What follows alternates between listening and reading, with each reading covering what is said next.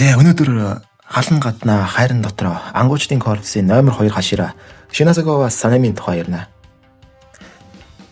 Энэ бичлэг дээр Санамигийн номын ах гэх юм уу, сэмпайн болон Кочо Канаe зэрэг дөрүүдтэй Санами ямар хөө холбоотой байсныг яриад чөтгөрийн ангуучийн богино лайт новел зохиолуудын нэг Санами дооцаар нэг өвөмөдөд тулдаг зохиолыг ярина. Энэ зохиолд ямар нэгэн манга юм уу, анимашн оруулах зураг байхгүй, бүгд яг нэг бичвэр зохиол дээр гардаг дөрүүд нь учраас би өөрөө ChatGPT AI дээр промпт өгöd зургууд гаргуулад авцсан. Өөрийнхөө ярих гэж байгаа та тохируулаад тэгээд тэр зургууд дээрээ жоохон зургууд өгөөл тэгээд өөрөө голцоо яриа явна гэсэн үг. Нэг аимшигын зохиол мохол тиймэрхүү гэмт хэргийн зохиолууд шиг л ерөнхийдөө ярианда гол юм нь явж байгаа бичлэг гэсэн үг шүү. Санамийн ээж чөтгөр болоод орой гэртээ ирж генигаас босод бүх дүүнрийг нь алж явдаг штэ. Үүний дараа Санами ч гэсэн өөрөө тэр чөтгөр ээж нь байсныг мэдлгүй тулдсаар өглөө нар мандахад л ойлгодог. Энэ үеэс хойш Санами чөтгөрүүдийг маш ихээр үзэн ядаж энэ тэнд чөтгөр алж явсан байгаа. Бүр нэчрийн илд байхгүй. Чөтгөрийн толгойг тасдвал чөтгөр өгдгийг ч мэдгүй. Нэг өрөө чөтгөртэй толдож байхад нь нэгэн чөтгөрийн ангууч ирж Санамид туслан чөтгөрийн толгойг тасдаг. Тэр ангуучийг Масачка гэдэг бөгөөд Санамиг чөтгөрийн толгойг тасдвал чөтгөр өгдөг гэдгийг ч мэдэхгүй байж чөтгөртэй өдий хүртэл тулдсан гэхэд маш их гайхдаг. Тэгээд Санамиг багштайгаа танилцуулж өгдөг. Энэ Масачка Санамиг ангууч болоход хамгийн хувь нэмэр оруулсан хүн гэсэн үг. Бас зэрэглэл нь Хаширагийн яг дор кино зэрэгдэл буюу Хашира болоход хамгийн ойр төвшний хүн гэсэн үг. Масачка болон Санами хоёр анх уулздаг талаар дэлгэрэнгүй би уржигдөр орой бичлэг оруулсан. Хэрвээ сонирхвол яг энэ бичлэгний өмнөх бичлэгийг үзээрэй. Ер нь анх уулзсанаас хойш Масачка байнга Санамид санаа тавиад гэмтгэхэр нь өгүүлж байдаг. Санами ч ихэндээ аягүй дургу, ядаргаатай гэж боддог байв. Нэг өдөр Санами бүр баахан гэмсч гисэн даалгавраа дуусгаад явж байсан Масачка Санамиг хүлээгээд байж байдаг. Ингээд ингэж их шархацсан бол Butterfly Mansion руу явж эмчлүүл гээд болдоггүй. Butterfly Mansion гэдэг нь Кочо Шинобугийн харж байдаг да. Аним дээр манай хэд баян хэвддэг. Энд очиж байгаа. Гэхдээ энэ үед харшийн эзэн нь өмнөх цэцгийн хашираа Шинобугийн эгч Кочо Канаe байдаг. Санамич уурлаад чи юу н битгий намайг дагаад бай. Би зүгээр харж унтна. Чи миний яг юу юм гэд уурлахад Масачка би чиний Аники шүү дээ л гэдэг. Ер нь бол ах гэсэн үг л дээ. Амар би чиний ах энтер гэдэл сэтгэл хөдлгөн байх нь гэсэн чинь Санами ууралсан хэвээр л үгсний чинь ах мах гэд бүр зодтолтоод эхэлнэ. Санами ч үүнээс болж шархан сэтрээд ухаан алдаад өгнө. Тэгээд сэрэгтэл орон дээр хэвдэж байдаг. Хажууд нь цэцгийн хашираа Кочо Канаe сууж байх ба Санамид хандан байнга л ийм их гинцэн байх юм. Нөрөндөө хүртэл цохиулчаад. Гэхдээ Санами энэ бол тэр Масачка новшилын гэсэн хэрэг чөтгөр биш гэдэг. Канаe санаа алдаад тэр чамд зүгээр л маш их санаа зовдөг гэж хэлэхэд Санами яахаараа надад санаа зовдөг лээ гэж гайхахад Канаe учир нь чи хитрхи сайхан сэтгэлтэй учраас л гэж авдаг. Яа, энэ хоёр уулзсан гоё хос болох байсан юм да. Харин энэ үед гадаа Масачка нэгэн намхан үзэсгэлэнтэй үсэндээ эрвээхийн хавчаартай охинтой юм яриад зогсож байдаг. Санами түүнийг магадгүй Кочо Канаегийн дүү байх гэж таамаглана. Дүүгээ хүртэл чөтгөрийн ангууч болгоод Канаe юу боддог байна? Би лав гениаг зодоод чамаагүй хизээч чөтгөрийн ангууч болохгүй. Энэ цус замаар алхах хүн би л байхад хангалттай гэж Санами бодон хэвдэнэ. Бодолд автан хэвдэж байтал цэцгийн хашираа Кочо Канаe зөөлөн хоёр гараараа Санамиг эмчлэхэд Санами Канаe зөөлөн инээмсэглсэн төрхийг хараад ууран намдаж цааш харан хэвдэв. Түүний гар яг л Санамид ээжийг нь санагдуулах шиг болдог. Энэ маягаар өдөр хоногуд өнгөрсөөр Масачка Санами хоёрч нилээд дотн болцоодог. Масачка нэгэн удаа хашира нарыг бишрэн ярихад Санами тэдний мундаг гэж юу байсан юм гэх өнгө аяс гаргана. Масачка гинт Санами хоёулаа хэн төрүүлж хашира болохоо өрсөлдөе. Ялсан нэгнээ мах ногоо ихтэй үнэтэй хоолоор дайлан шүү гэдэг. Мөн хашира болвол октоодч араас ч нь хуйларна гэхэд Санами бүрч утгагүй юм гэж хэлнэ. Масачка чи октын тал дээр азгүй байх л да гэж хэлээд Санамигийн уурыг бүр их хүргэдэг. Мөн дооны хашираа бүр 3 их нэртэйгээд боддоо. Надад бол нэг л байхад болно шүү дээ уулна гэж хэлдгээс харахад Тэнгийн Санамигаас өмнө хашира байсныг харуулж байгаа юм.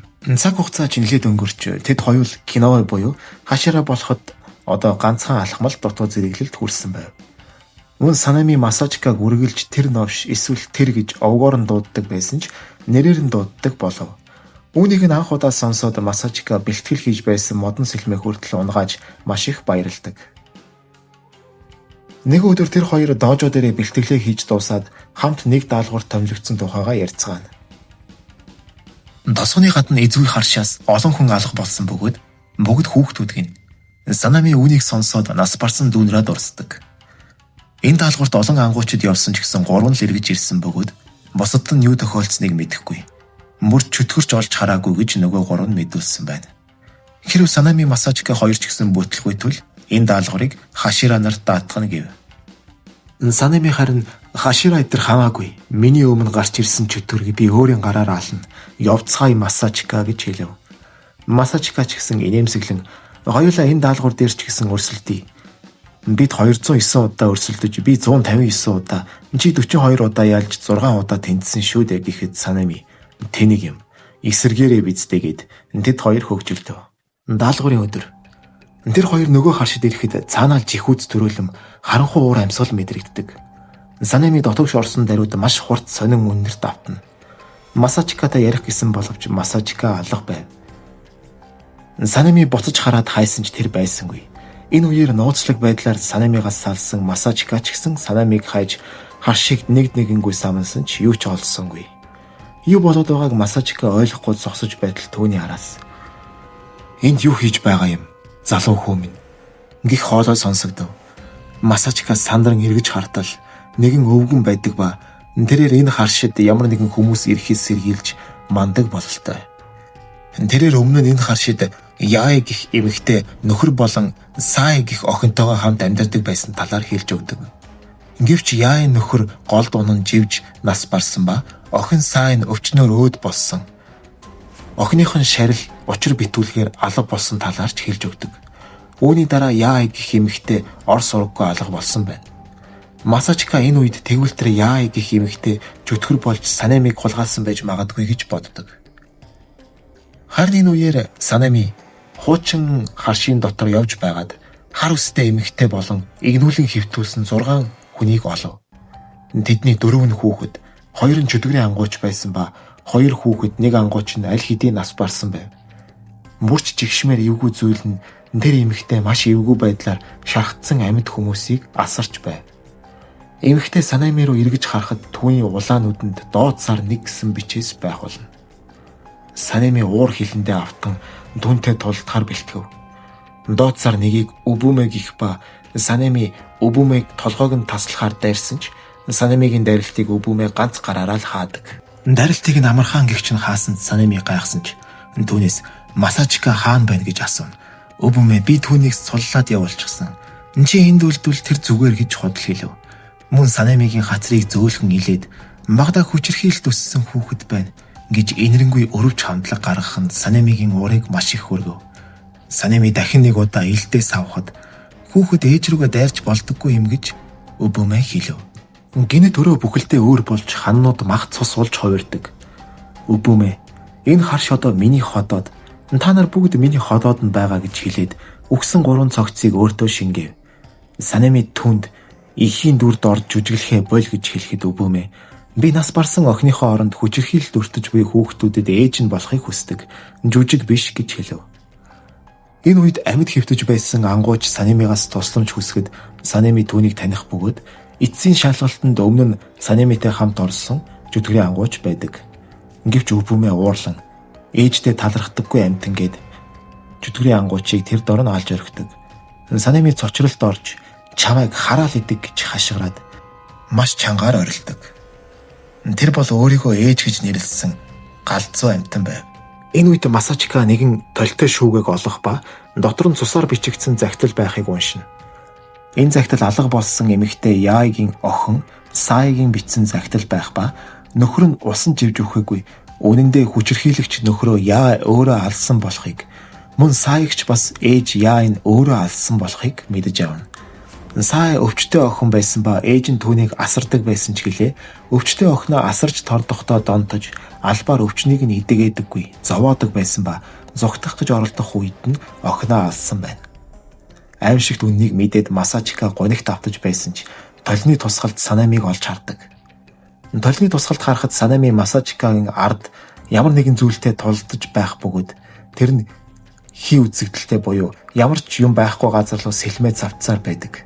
Мөн Масачикагийн дууг огт сонсохгүй зөвхөн толны тусгалд харагдаж байв. Убүмэ харин Санамиг шоолон тэврүүлэх үү, бүүгэлүүлэх үү гэх мэтээр Санамиг дөрөмжлөн. Санами хий юм хараад буруу газар руу довтлоод байгаа гэсэн үг. Масачика үүнийг нь мэдэж байсан ч гэлээ ямар ч туслах арга байсангүй. Гэвч түүний толны тусгалд харагдах шүүгээ анхаарлыг нь татав. Масачика хоошоо харахад ард нь юу ч байхгүй мөртлөө толинд хараад үзэхэд түүний ард шүүгээ байв. Масачика толны тусгалд итгэн ардаа байгаа шүүгээ рүү сэлмээ далайн цавчив. Гэтэл нэг зүйл хагарч нөгөө анх орж ирэхэд байсан сонин үнээр арилах бөгөөд Убүмэгийн царай хувирч яаж гэж бодов. Мөн Санамигийн өдий хүртэл харж тулдж байсан Убүмэ арилж жинхэнэ Убүмэ түүний ард зогсож байх нь тэр. Энэ үед л Санами Убүмэгийн цус чөтгөрийн урлаг бол хуурмаг үзэгдэл үүсгэх чадвар гэдгийг ойлгов. Убүмэ харин яагаад хуурмаг үзэгдэл нь арилсныг гайхаж байтал Санами хэмээн орилсоор Масачика дайран орж ирэв. Санамигийн санаа амарч баярлаа ахаа гэж Масачикад инээмсэглэн хэлв. Харин Масачика ах хүн байхын хэрэг юу вэ хэмээн хариулв. Санами Масачикагаас яаж хуурмаг орчныг эвдсэнийг асуухад тэрээр тол болон Яагийн гарт тарчилж байсан Саай гэх охины тухай ярьж өгөх бөгөөд Сааигийн сүнс магадгүй ээжийнхээ залийг толинд харуулж өшөөгөө авсан байх гэж хэлв. Санами энэ бүхнийг сонсоод Яай бол Убүмэ гэдгийг шууд ойлгов. Масачика харин Убүмэд маш их уурлаж охиндоо тийм зүйл хийснийг чинь уучлашгүй гэж хэлв. Убүмэ харин ч харамсах биш Саиг дахиад л өөрөөс нь урвсан байна гэж уурлав. Масачика түүнийг Яай гэж дуудахад Убүмэ маш их уурлаж наадах чинь өнгөрсөн нэр. Би одоо Музан Самагийн 12 сарны 1 Музан Самагийн өгсөн Убүмэ гэх нэр надад бий гэж хэлв. Мөн Убүмэ үүний дараа нөхрөө алсан, охиноо ч гэсэн алж, чөтгөр болсон хойноо цогцыг нь идсэн гэдгээ хүүхдүүдийг хулгайлж ээж нь болохыг оролдсноо ч хүлээн зөвшөөрөхөд Масачика тесэртлээ уурлан салхины амьсгал 3 дугаар хэлбэр цэлмэг шуурганы салхин мод хэмээн дайрч Убүмэгийн зүүн гарыг таслав.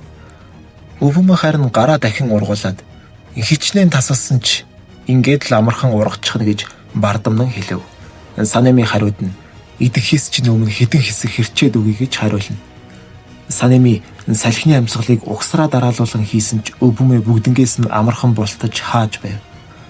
Харшид амьд үлдсэн 2 хүүхдийг Масачика аюулгүй газарт хүргэж өгөөд Санамитэй хамтран салхины амьсгалын хослол хийж эхлэв.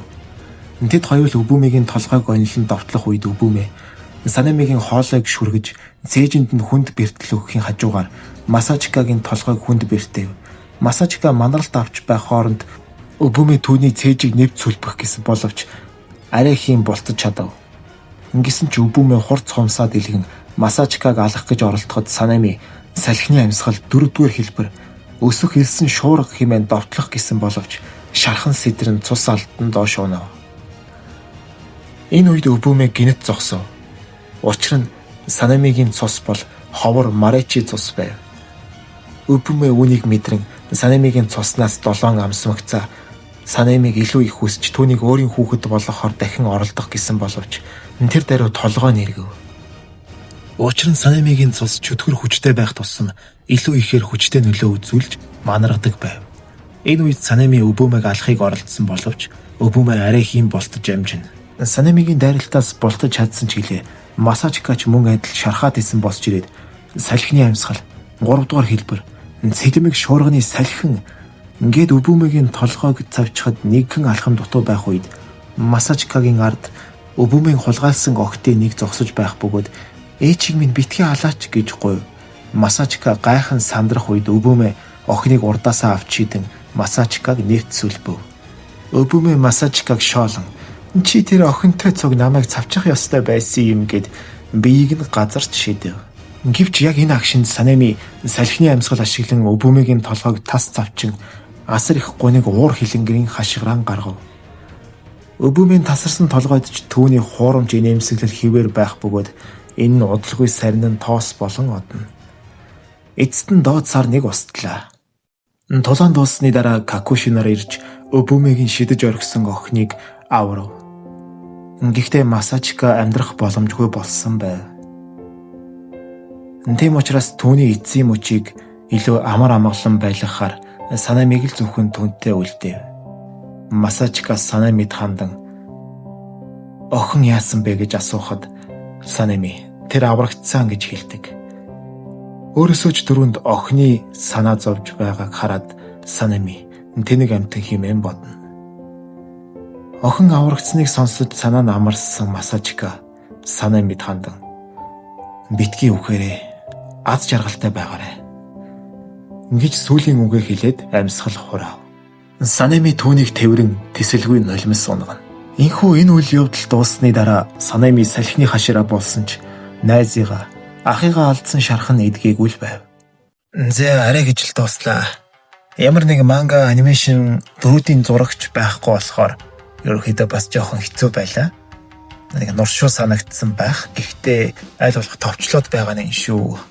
Яг бүр детальтай ярих юм бол Санами Масачика хоёрын харилцан яриа бол маш их гардаг.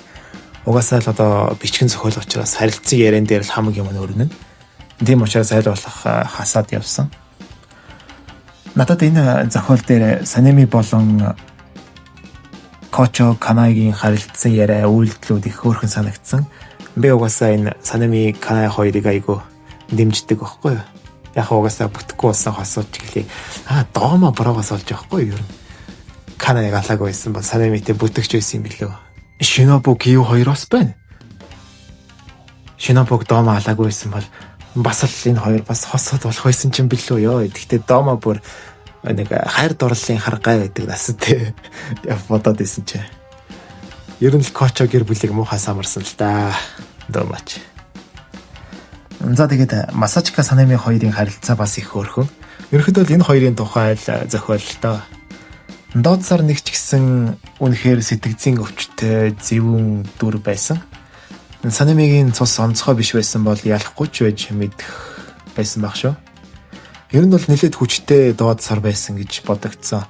Гэхдээ ер нь доод сар нэг дээр ирж байгаа чөтгөрөө дандаа нэг тийм ховсдох, хий юм харуулах, зүүдэнд оруулж унтуулах, тиймэрхүү чадвартай байх юм тий. Гэхдээ надад үндсэн зохиол дээр гардаг одоогийн доод сар нэг эмбүг бодвол энэ өмнөх доод сар нэг Обуме бол арай илүү хүчтэй санагдсан. Биеийг хүч тулааны чадвар нь илүү сайн юм шиг санагдсан. Санами чинь хэдий хашираа болоогүй хүч дутуу байсан ч гэсэн бас л Санами бол Санами штэ. Хашираагийн доотлын төвчөнд байсан ч гэсэн бас нэлээд чадварлаг байсан баг. Тэгээ хоёр адилхан төвчний чөтгөрийн ангууштай зэрэг тултаад бараг л алсан гэхээр аргагүй л бас доод сарны нэг байсан байх нэ. За тэгээд надад ойрд ажил ихтэй болох зэрэг яг гоё тухтай гоё чимээгүй орчинд хоолой бичих тийм боломж олдохгүй байна. Тэгээд нилээд их нойс орж байгаа байх. Гэхдээ тэгээд аль болох чадхаараа хурдан орууллаа. Тийм болохоор чанар нилээд муудсан баг шүү. Гэхдээ ятаж та нараа лайка дараад бас subscribe хийгээрэй. Тэгээд сэтгэлээ комент сэтгүүлтэйгээрэй. Bye.